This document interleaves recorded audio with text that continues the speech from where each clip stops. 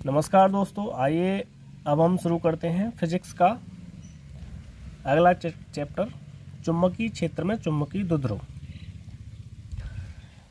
तो इस चैप्टर में हम सबसे पहले शुरुआत करेंगे। पहला टॉपिक, एक समान बाह्य चुंबकीय क्षेत्र में एक समान बाह्य चुंबकीय क्षेत्र में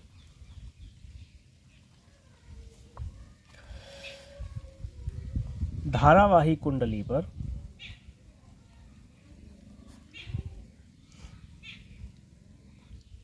धारावाही कुंडली या इसको लूप भी बोलते हैं, धारावाही लूप पर बल आघूर्ण।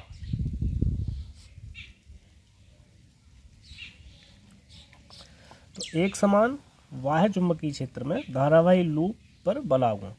अब इसका फिगर समझ लीजिए। अब फिगर समझ में आ गया तो आराम से हो जाएगा। तो मान लो ये हमारा एक समान कोई चुंबकीय क्षेत्र है, इसको हम बोलते हैं B। ये B हमारा एक समान चुंबकीय क्षेत्र है, ठीक है। अब इसमें हमने एक कुंडली रखी है इस तरह से, ठीक है। अब मान लो इस कुंडली में हमारी I धारा बह रही है, ठीक है। अब इसके सिरे मान लिए हमने ABCD। अब मान लो प्रत्येक सिरा चौकोर है, वर्गाकार है, तो इसकी लंबाई मान ली हमने L। मान लिया हमने AB बराबर BC बराबर CD बराबर DA, ये चारों बराबर हैं और ये हमने मान लिए L के बराबर है। अब इसमें जो धारा बह रही है कुंडली में वो I के बराबर है, तो लिख देते हैं कुंडली में धारा बराबर I। अब हम देखते हैं, हमें जानते हैं कि किसी चुंबकीय क्षेत्र में जब कोई धारावाही वस्तु होती है, धारावाही तार या कुंडली होती है, तो उस पर एक बल कार्य करता है और जो बल की दिशा है हम वो फ्लेमिंग के दाएं हाथ के नियम से निकालते हैं। तो AB पर जो बल लगेगा वो मान लो F1 इस साइड में लगेगा, BC पर बल इधर लगेगा, इसको F2 मान लिया, CD पर बल इधर लगेगा, F3 मान लिया, और AD पर बल इधर लगेगा, इसको हम F4 मान लेते हैं। अब होगा क्या, इस बल का मान क्या होगा, IL इंटू B, ठीक है। इस बल का मान होगा ILB, पिछले चैप्टर में हम कर चुके हैं। लेकिन ये बल, चारों बल एक दूसरे के विपरीत दिशा में होंगे भाई। F1 F3 के विपरीत होगा और F2 F4 के विपरीत होगा, तो ये बल एक दूसरे को निरस्त कर देंगे, तो इन बल को कोई मतलब नहीं होगा, ठीक है। तो पहले तो बल निकालते हैं, बल का परिमाण क्या हुआ। तो मान लो कोई निकालो, F1 बराबर I into L into B, ठीक है। धारा गुणा लंबाई गुणा चुंबकीय क्षेत्र, ये हमारा बल का मान होता है, यही होगा हमारा F2 का मान। ये आपस में बराबर होंगे लेकिन दिशा में विपरीत होंगे। अब एक्चुअल में होगा क्या कि ये बल दिशा में विपरीत तथा परिमाण में बराबर है, मान सेम है लेकिन दिशा में ये विपरीत हैं, तो इनकी जो क्रिया रेखाएं होंगी वो अलग अलग होंगी भाई। बल की जो क्रिया रेखा होगी वो एकदम अलग होगी। मान लो क्रिया रेखा वो हमने ये मान ली, ये एक क्रिया रेखा है इन बलों की। अब ये जो क्रिया रेखा है इन दोनों बलों को मिला के एक बलयुग्म बनाएगी, ठीक है। उस बलयुग्म को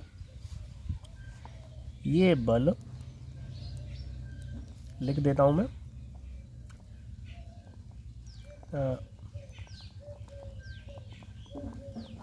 परिमाण में बराबर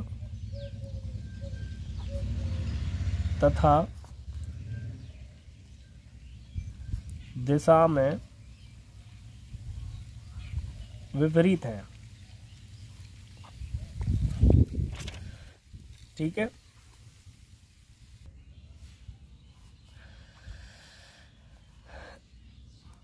अतः ये एक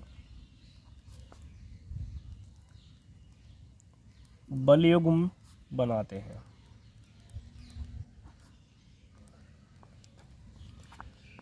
जिसे विक्षेपक बलयुग्म कहते हैं। विक्षेपक बलयुग्म, जिसे हम विक्षेपक बलयुग्म कहते हैं। ठीक है, अब ये विक्षेपक बलयुग्म जो बनता है, इसी के कारण जो हमारी ये कुंडली है वो घूमने लगती है। ठीक है, अब मान लो कि ये जो हमारी कुंडली है और कुंडली जो चुंबकीय क्षेत्र की दिशा से थीटा कोण बनाती है। मान लो ये हमारा अभिलंब खींच दिया और ये जो चुंबकीय क्षेत्र से यहाँ से थीटा कोण बना रहा है। तो अब विक्षेपक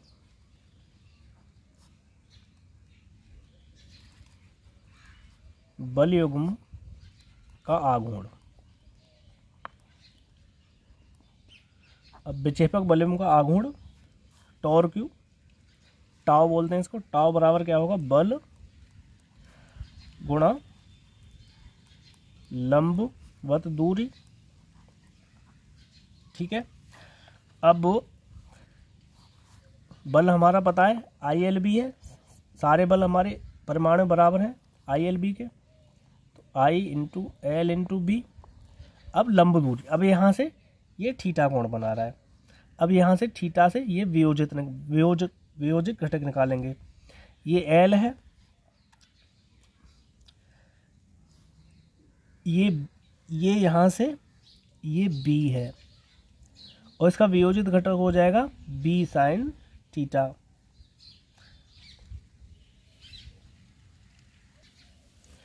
अब ये B, अच्छा ये B क्या हो गया, अभी तक हम इसे वर्गाकार ले रहे थे, अब मान लो हम इसे आयताकार ले रहे हैं यहाँ।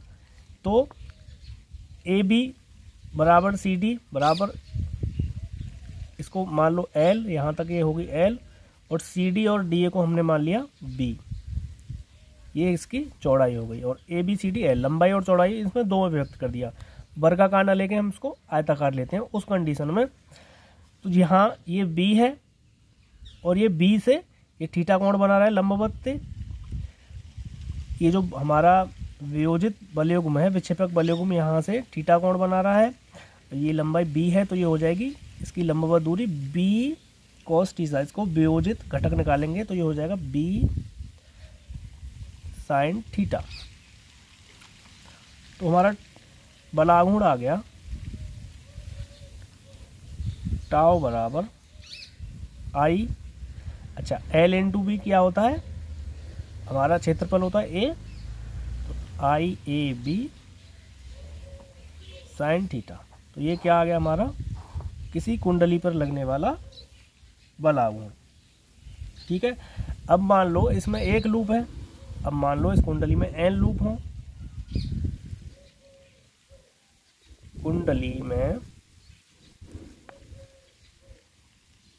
n लूप हो।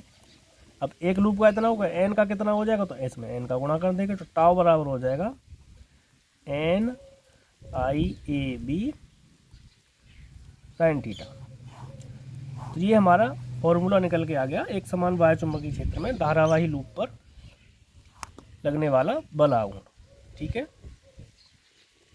उसके बाद आता है अगला टॉपिक, चुंबकीय द्विध्रुव। जिस तरह से वैद्युत द्विध्रुव होता था उसी तरह से हमारा चुंबकीय द्विध्रुव होता है। तो यह चुंबकीय द्विध्रुव एक ऐसी युक्ति है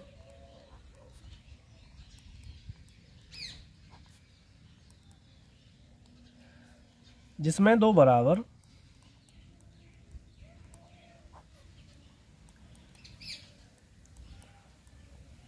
इसमें दो बराबर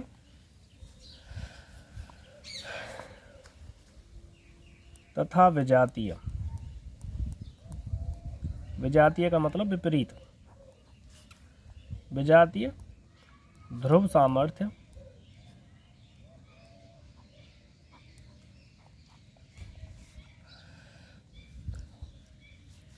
एक दूसरे से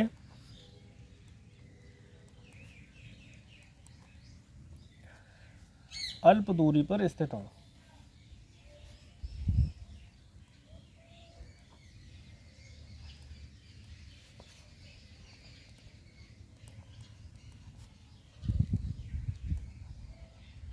जैसे हम एक दंड चुंबक लेते हैं, यहाँ N होता है, यहाँ S होता है, तो ये हमारा क्या हो गया, एक चुंबकीय द्विध्रुव हो गया। और चुंबकीय द्विध्रुव का ये बहुत ही अच्छा उदाहरण है। और जिस तरह से हम वहाँ प्लस क्यू और माइनस क्यू लेते थे, यहाँ नॉर्थ और साउथ पोल होता है, ये एक दूसरे के विपरीत पोल होते हैं। अच्छा, अब मान लो इसकी जो सामर्थ्य है, हम ध्रुव की सामर्थ्य को m से प्रदर्शित करते हैं। इसकी भी m होगी, इसकी भी m होगी, लेकिन एक दूसरे के विपरीत होगी। तो ध्रुव सामर्थ्य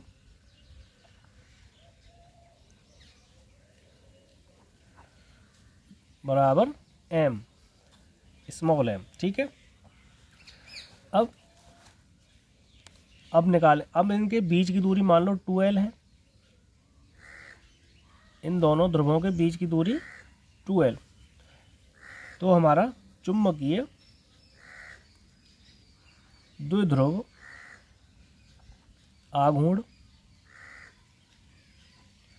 चुंबकीय द्विध्रुव आघूर्ण, इसको हम कैपिटल M से प्रदर्शित करते हैं। तो ये हो जाएगा हमारा m small m into 2l।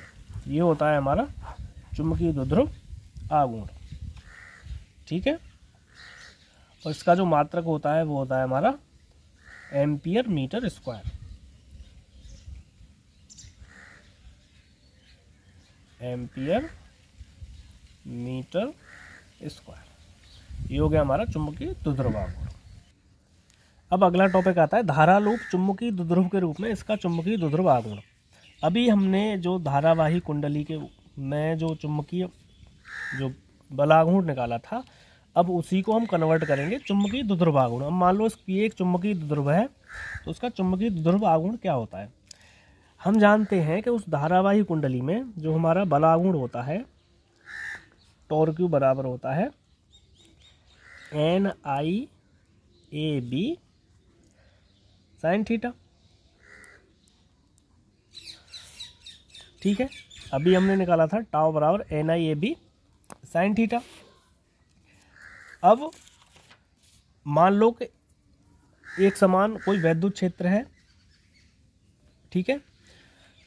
किसी एक समान वैद्युत क्षेत्र E में P वैद्युत द्विध्रुव आघूर्ण है, तो उस पर कार्यरत बलयुग्म आघूर्ण, अब चलो लिख देता हूं,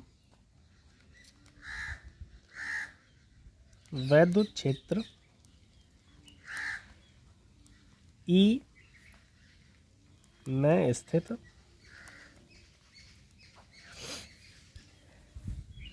P वैद्युत द्विध्रुव आघूर्ण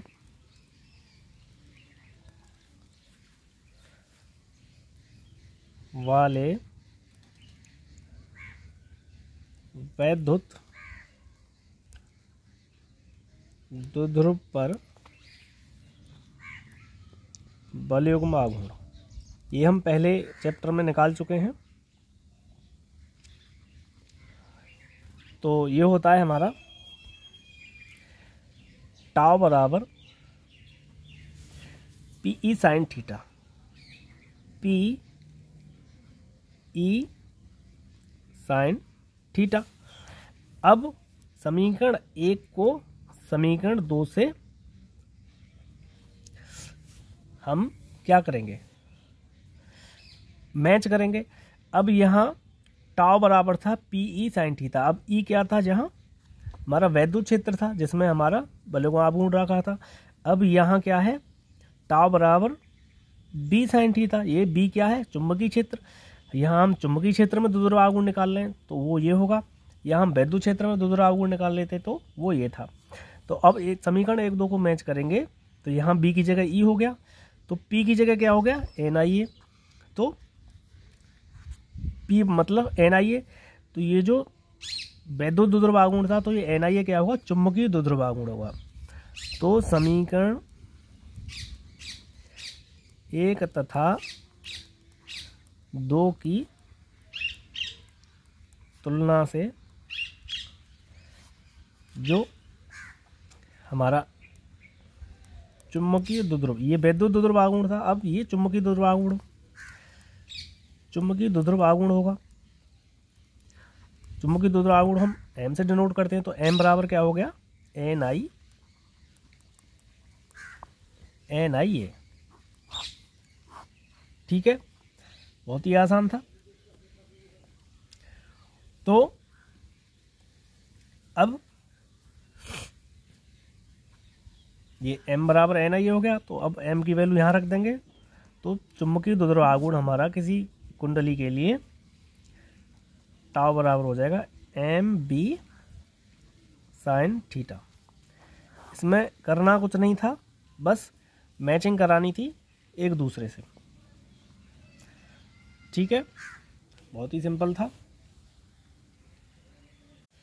चलिए अब अगला टॉपिक आते हैं, किसी परमाणु में परिभ्रमण करते इलेक्ट्रॉन का चुंबकीय द्विध्रुव आघूर्ण। ठीक है, अब मान लो हमारे पास कोई परमाणु है ये,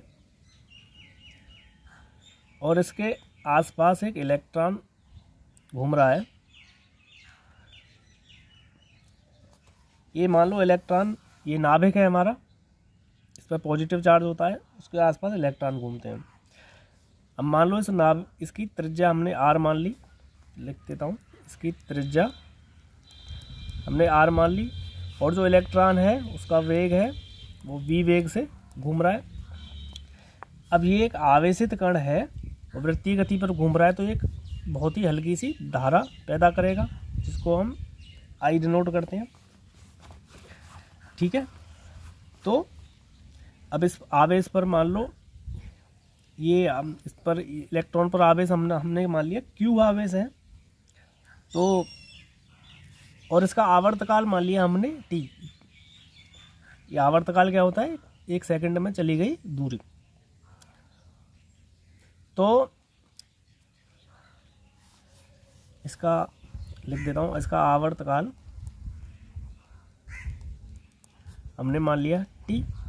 ये टी समय में चक्कर पूरा करता है।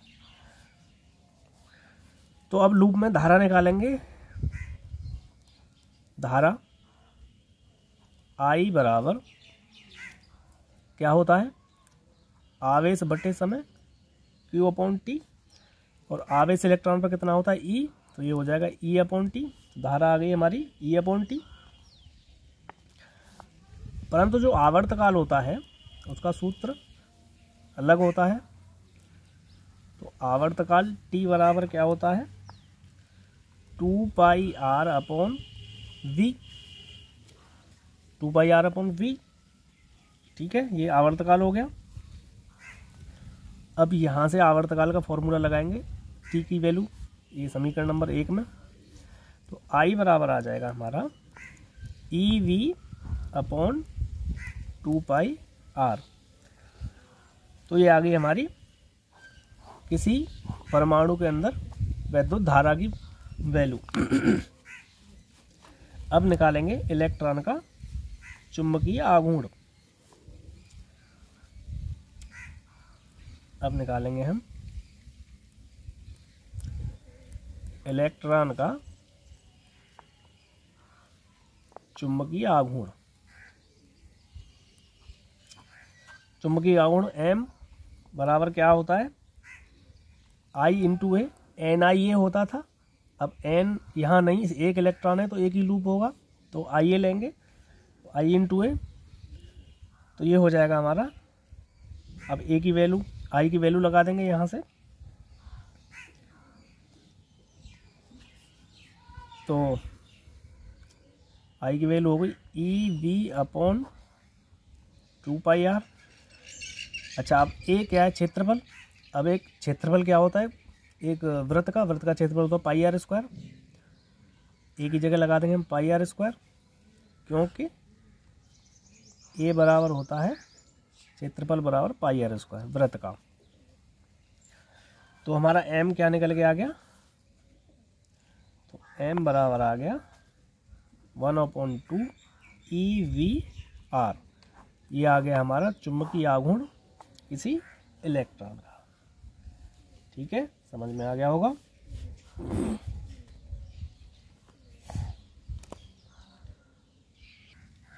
चाहो तो इसको थोड़ा आगे और हल कर सकते हैं। अब मान लो m का इसमें ऊपर नीचे गुणा कर देते हैं, तो 1/2 m इंटू ई और m का ऊपर गुणा कर दिया।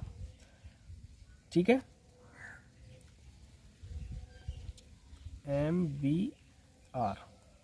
तो ये MVR क्या होता है? ये होता है हमारा रेखीय संवेग।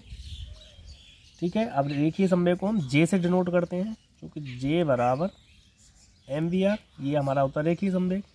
तो ये इसको और थोड़ा एलोबरेट कर देते हैं, तो ये M बराबर आ गया हमारा चुंबकीय आघूर्ण 1/2m E इंटू J। ये हमारा दूसरा फॉर्मूला आ गया। तो ये था हमारा एक परमाणु का घूमते हुए इलेक्ट्रॉन पर चुंबकीय द्विध्रुव आघूर्ण। ठीक है, अब अगला टॉपिक आता है चुंबकीय द्विध्रुव या छड़ चुंबक के कारण उत्पन्न किसी बिंदु पर चुंबकीय क्षेत्र ज्ञात करना। बहुत ही इंपॉर्टेंट है, कई बार पूछा गया है बोर्ड एग्जाम में।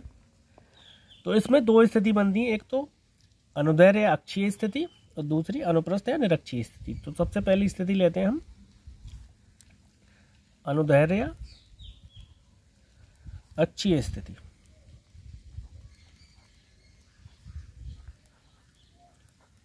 बस फिगर देख लेना, बाकी तो हो जाएगा। मान लो ये हमारे पास कोई चुंबकीय द्विध्रुव या छड़ चुंबक है।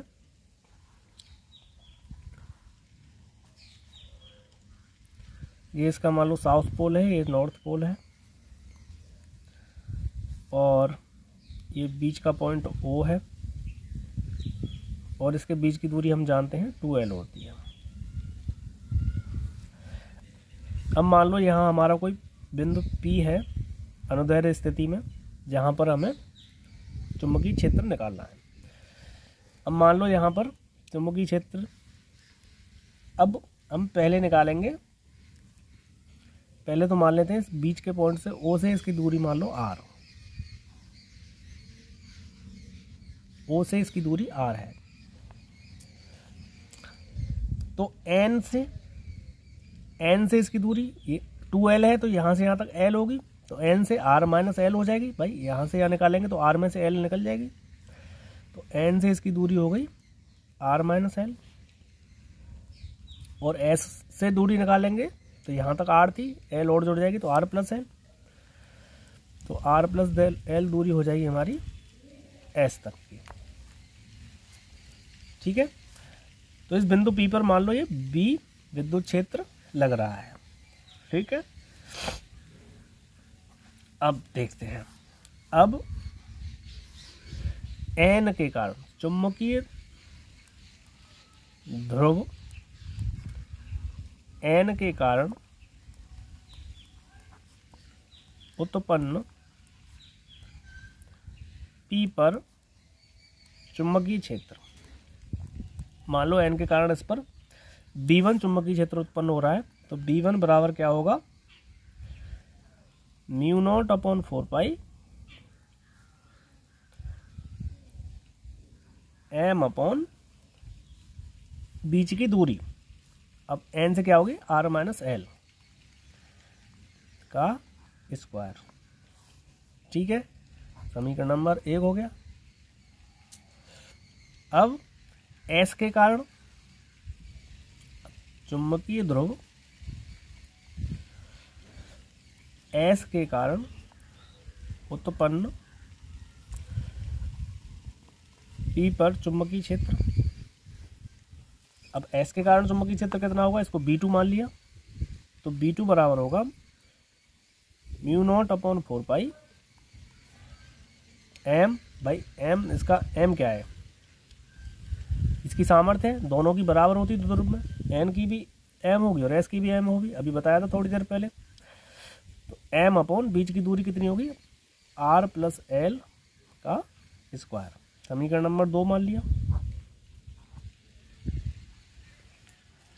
चूंकि इनकी दिशा B1 और B2 की विपरीत होगी, क्योंकि ये दोनों विपरीत ध्रुव हैं एक दूसरे के, तो B1 की दिशा इधर होगी और B2 की दिशा इधर होगी।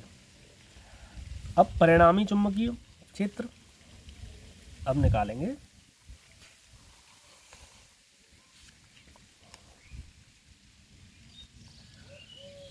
परिणामी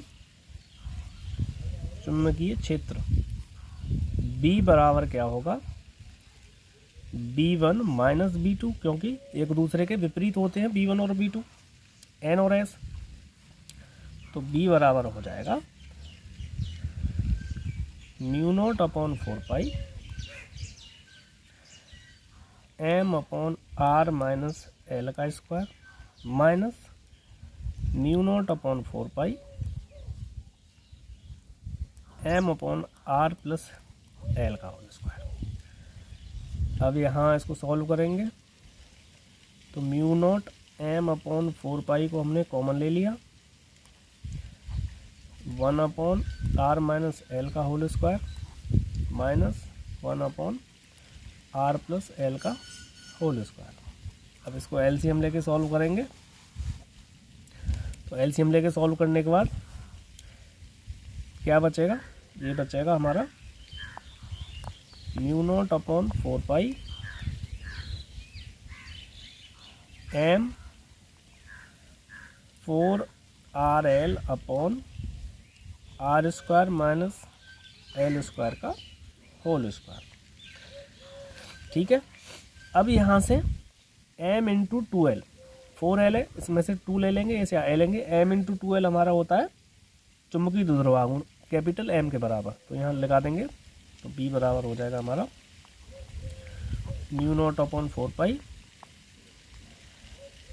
into 2M capital M, 2M R upon R square minus L square का होल स्क्वायर। तो ये आ गया हमारा बिंदु P पर चुंबकीय द्विध्रुव के कारण उत्पन्न चुंबकीय क्षेत्र। ठीक है,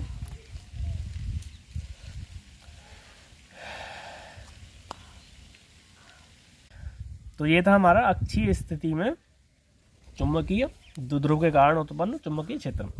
अब निकालेंगे हम निरक्षीय स्थिति या अनुप्रस्थ स्थिति में। तो अब निकालते हैं हम निरक्षीय या अनुप्रस्थ स्थिति में। ये स्थिति हमारी दूसरी थी। तो मान लो ये हमारे पास कोई चुंबकीय द्विध्रुव है या छड़ चुंबक है,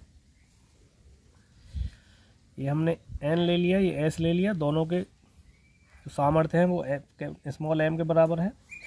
मान लो यहाँ पर कोई बिंदु P है जिस पर हमें चुंबकीय क्षेत्र निकालना है। तो यहाँ से इसको, ये बिंदु हमने O मान लिया बीच वाला, और ये इसके बीच की दूरी L होती है, हम जानते हैं टोटल 2L होती है, आधी आधी LL हो गई, इससे इसको मिला दिया। अब यहाँ से इसको मिलाया और यहाँ से इसको मिलाया। अब मान लो ये कोण हमारा बनना है थीटा और ये कोण भी हमारा बनना है थीटा। तो ये बीच की दूरी मान ली हमने इसकी R, और यहाँ से 90 अंश का बनेगा, तो ये इसको पाइथागोरस से निकालेंगे, ये L है ये R है, तो ये हो जाएगा under root R square plus L square, और ये लंबाई भी हो जाएगी हमारी under root R square plus L square. ठीक है, तो अब यहाँ पर जब B1 S से B1 जाएगा तो ये B1 की दिशा ये होगी, एंड ये यहाँ से जब थीटा कोण बनाएगा तो ये हो जाएगा हमारा इसका वियोजित घटक। अब ये B1 है और ये B2 है, अब ये भी यहाँ से थीटा कोण बनाएगा। अब ये हमारा बी है, अब ये यहाँ से लंब डाल दिया बी, तो ये हमारा बी हो जाएगा, बी का वियोजित घटक हो जाएगा बी कॉस थीटा। ठीक है, समझ में आ गया। तो अब लेते हैं एन के कारण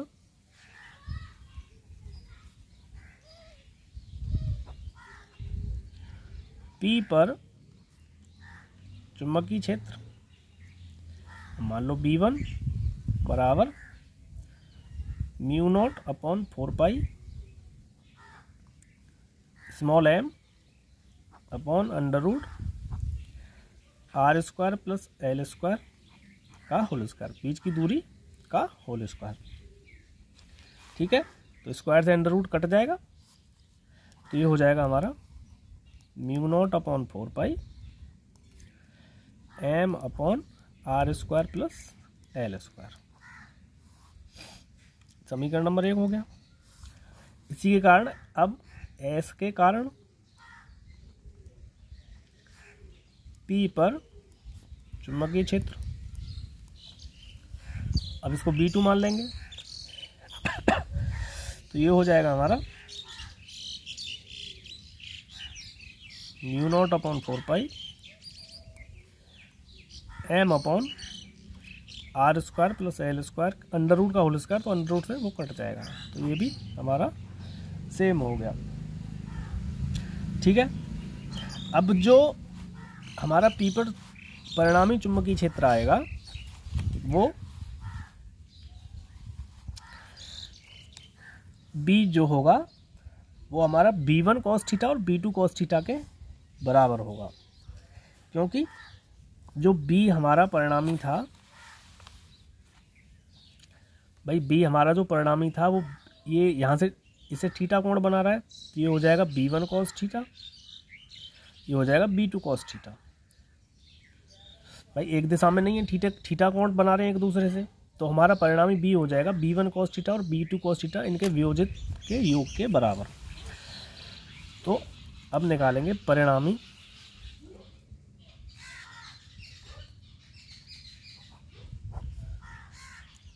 चुंबकीय क्षेत्र B बराबर B1 cos theta plus B2 cos theta.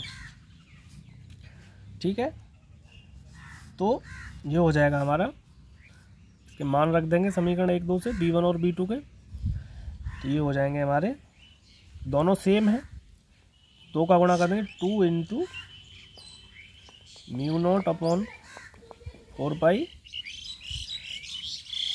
m upon R square plus L square. ठीक है, अब cos थीटा की वैल्यू निकालेंगे। cos थीटा यहाँ से ऊपर से, अब ऊपर से हम cos थीटा, यहाँ ये थीटा है, ये 90 अंश है, तो cos थीटा क्या होता है, cos थीटा बराबर होता है आधार बटे कर्ण। ठीक है, तो आधार क्या हो गया हमारा, ये हो गया, और कर्ण क्या हो गया हमारा, ये हो गया, तो आधार बटे कर्ण, तो ये हो गया L बटे under root R square plus L square. तो cos थीटा की वैल्यू लगा देंगे, तो B बराबर हो जाएगा हमारा 2 into mu naught upon 4 m upon R square plus L square का होल स्क्वायर। अब cos थीटा की वैल्यू लगा देंगे, क्या ये हो जाएगा L upon under root R square plus L square. हम यहाँ लगाएंगे चूंकि cos थीटा बराबर L upon under root R square plus L square. ठीक है, समझ में आ गया। तो ये घात 1/2 है, ये 1 है, तो ये दोनों मिला के घात हो जाएंगे 3/2, और 2 से ये 4 कट जाएगा 2 बार, तो B निकल के आ गया हमारा म्यू नॉट अपॉन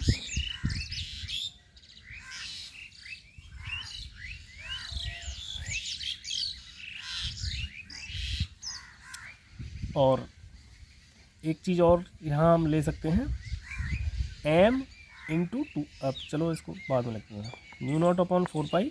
अब ये 2m और l बटे R square plus L square की घात 3/2।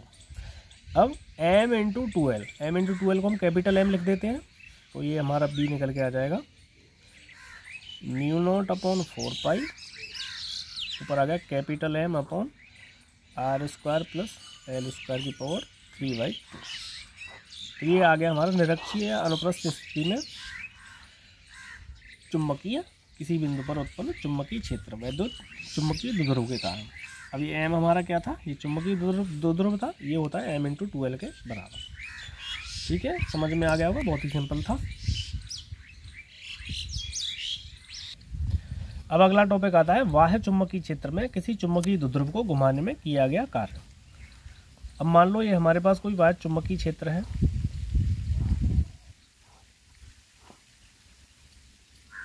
ये कोई बी चुंबकीय क्षेत्र है हमारे पास, और इसमें ये हमारा कोई चुंबकीय द्विध्रुव रखा हुआ है।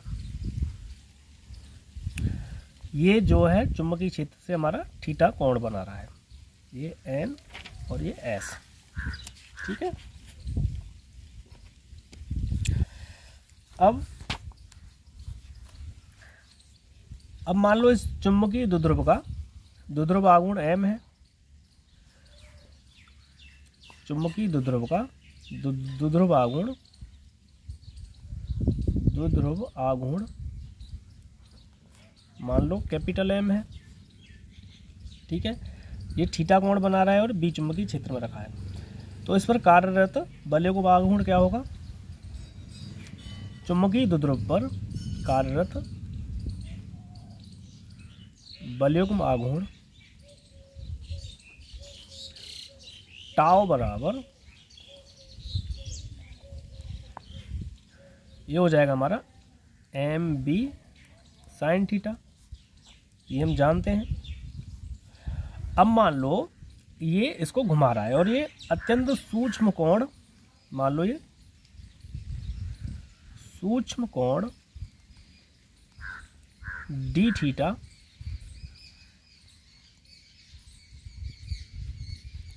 घुमाने में किया कार्य।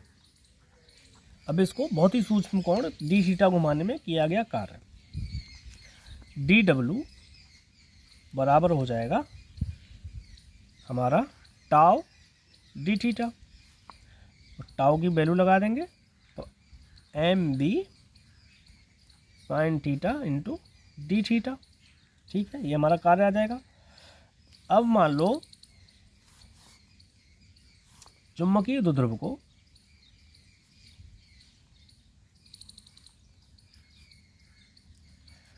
थीटा 1 से थीटा 2, कोण थीटा 1 से थीटा 2 तक घुमाने में किया कार्य। अब थीटा 1 से थीटा 2 की हम लिमिट लगा देंगे, तो ये हो जाएगा हमारा